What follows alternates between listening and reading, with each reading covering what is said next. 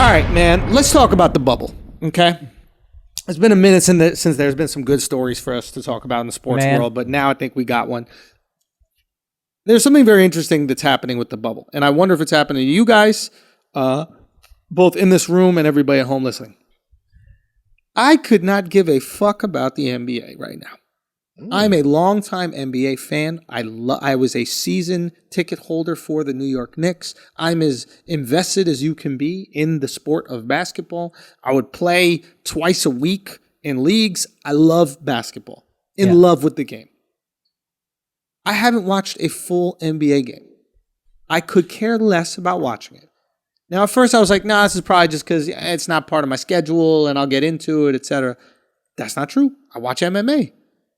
Every Saturday almost, it seems like there's a fight on and I'll pop in, I'll watch some of the fight. Why the fuck am I not watching the NBA right now? You know what it is for me? Oh, are you watching it? I'm not watching as much. Whenever I watch it, I enjoy it. But this is what I've always noticed about myself with sports. Go. I can't do low stakes sports. MMA, always high stakes. You're fighting once every few months. This is a big fucking deal if I lose this match. NBA, you got these tune-up games. That's great for the 9-10 seed, and that I'm interested in. The 8-9 seed, I mean, you can get in that play-in tournament. These guys are fighting for their season. Everybody else is just tuning up. And the highlights are fun as fuck. And whenever I see these last-second finishes, it seems exhilarating. The moments I've seen have been fun because it's like, it's just the game. No other bullshit. But I can't do low-stakes sports. I'm a massive football fan. I can't watch two teams with nothing to play for playing for no reason. I can't give a fuck. I need stakes. I think you hit it. I think maybe one thing is the time the games are on. They're a lot earlier now, and you tend to be at studio during the time games. Most games are on. Oh, fuck. I never even considered we're here. Because it's like 80 hours a week. I've been noticing when a game is on and I happen to be home, I'll actually watch. Interesting. But it's really just most of the time we're here. Scheduling. Yeah. So okay, like weekends, so scheduling, like this weekend I was watching a little bit just because I was able to watch. Okay, so scheduling I think is a great point. Stakes I think is another great point. Yeah.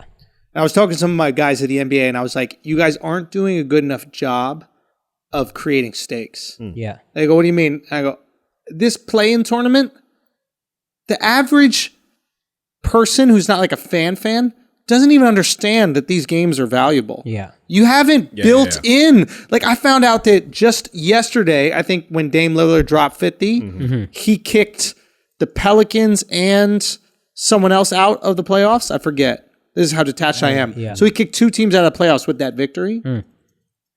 Kings, Why is that not being marketed all over social? Yeah. Why is these are high stakes? This is the end of someone's season. You're off to Cancun. Yeah. You need to let people know. And I think what's going on is, my assumption is they're like, yo, once we have sports back on TV, everybody's going to be obsessed. They're just going to watch it. We don't need to do nothing. We have found other things to take up our time. It's not like sports left and there's this gap in our schedule. We found other things to fill that gap. Yeah. We're watching a new series. Me and my girl watching all the James Bonds in order of how good they are. Right? There's things that we're going to find to do. You got to earn our fucking time again. Make this interesting with me. When you said the thing about MMA and how always have high stakes, there is no meaningless fight. No. Every fight matters. Your life is on the line every fight. So I could watch it. Life is on the line. I can't watch guys playing a fucking pickup game, basically. Bro, when we watched the MMA fight in Kansas City, there was somebody who was literally like, man, we lost our house. We're like in between homes. We're moving. Like, he needed this to keep his, not only are you fighting, keep his career alive, feed his family. Like, he's crying after he wins. Just some regular ass undercard match. It meant so much to this guy. There's so much stakes. Dame Lillard, I want to see. This motherfucker has put stakes on it. He's out here beefing with other players. He's fighting for the playoffs, like, period. That's the thing. Putting up 51. He's going at it. Even putting up 50 and even like the fight, I'm seeing the perfect recipe for an interesting NBA season. And I'm just not plugged in. Like, when I see like Dame Lillard's sister go at Paul George and go at Patrick Beverly online, like, it was hilarious. Dame was going at him too. I didn't even see the sister. Oh yeah, the sister got in on it, and then like Paul George's wife got in on it with I mean, like, it's all the hijinks you need for an exciting season. But it doesn't have the stakes yet. And I was telling my guys, I was like, when the playoffs hit, I'm going to be in. Yeah. But y'all are fucking up right now.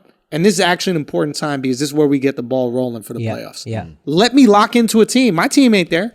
So I usually lock in. You know why it's even lower stakes? And this is, I've looked at this as like, it's just for them to warm up their bodies. It's like an extended preseason. Yes. Seeding doesn't really mean shit aside from who you play. Home court advantage, there is no such thing as home court advantage. So like the only reason I want the 1 seed is because it would be an easier 8th seed matchup, maybe.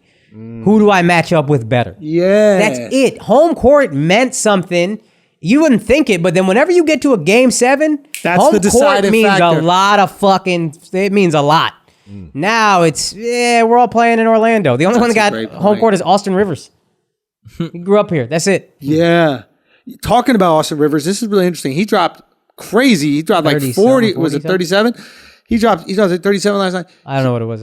I'm guessing. So there's another player also who usually doesn't. Yeah, TJ Warren. There's a few guys that are playing exceptional basketball. And I'm sure it's not just them, but those are the names. He dropped 41, right? So TJ Warren's been balling out of his ass. And I'm like, why is it that certain players are all of a sudden hooping? I'm trying to figure that out too. I think I have an idea. I think there are two things. One is going to seem silly, but bear with me. Yes, I understand these guys are professionals and it shouldn't matter at this level, but bear with me. I think the fact that they're playing on a court that just has a black background that's pretty close to where the backboard is helps shooters. If you're a shooter and you're shooting at a glass backboard when there's an entire arena behind it, it can throw off your depth perception a bit.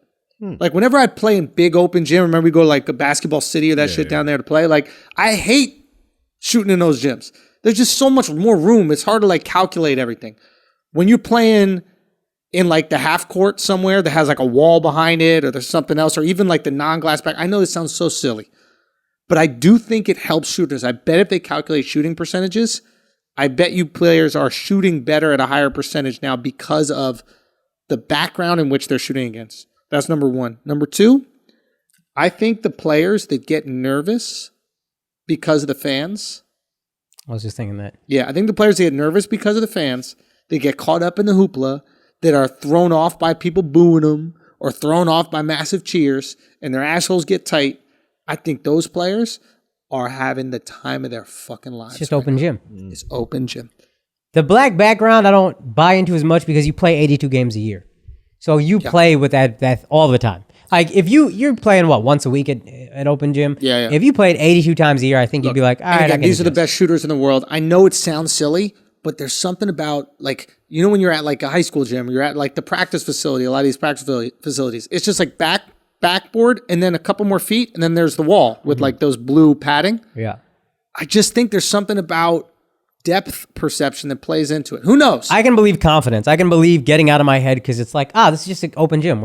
It's just a run. Right. No big deal. Let's go. Right. I can believe that. And maybe TJ Warren kills it in practice. I'd be interested to know if he's like Pacers practice normally, he's just tearing it up and then games he tightens up a bit. Maybe. Because I can see your depth thing because most of the time the practice facilities are at smaller gyms. Exactly. So if you're practicing shots in a gym that size, that's another thing. Nobody practices shooting in the arena. Yeah. You always practice on something with a closed backboard close to a straight back wall. Yeah. You don't shoot into the void like you do in arenas. Because a practice facility can't be on the same place. Sometimes you got a hockey team playing there. You got the fucking circus in town. There's tons of other things. I know it sounds absurd, but I do think that there's an advantage to it. Yeah. And I think the fact that there are no fans there that could be booing or even getting you hyped up or even creating those situations where your anxiety could affect your play.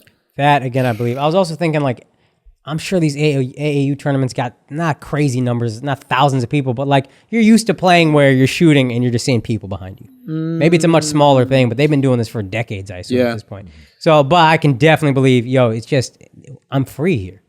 There's no people fucking booing, like you said. There's no lights. It's just an open gym. And it's interesting because who knows how long we'll be in this. You know, the election could come around and all of a sudden Corona could just go away because that's how things happen often times. But if Corona is around for the next few years, and this is what basketball looks like, you could see some stars come out of the bubble that would never have made real money playing basketball. A Yeah. TJ Warren could get a massive contract Yeah. because he's a bubble star. Then take him out the bubble, it could be tough. Right. Or he kills it in the bubble and then builds that confidence. That's what I was thinking too. You get so confident in the bubble. You're like, I can't play at this level. I can do this. I can do this. Who gives a fuck what the fans are doing? I'm going at LeBron every night. I'm going at Devin Booker. I'm going at all these guys. I'm putting up buckets. Yeah. Let's go.